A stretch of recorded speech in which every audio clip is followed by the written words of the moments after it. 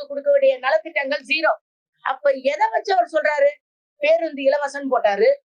ஆனா காசு கொடுத்து வாங்குறது டபுள் தி ரேட்டு. ஈவி கட்டணம் கண்ணுக்கு தெரியாம ஏறுது. சொத்து வரி இந்த 3 மாசம் கட்டணம்னா அடுத்த 3 மாசம் டபுள் தி அமௌண்ட். அப்ப பிச்சை எடுக்கிற நிலைமையில் நான் இங்க இருக்கிறோம்.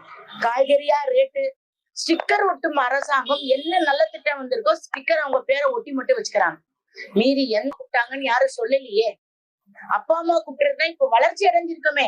சரி, அப்பா அம்மா கூப்பிடுற பிள்ளை பலாத்காரம் படுதேப்பா. அப்பா அம்மா கூப்பிடுற பிள்ளை நடு தெருவுல கொலை உண்டு கிடக்குதே.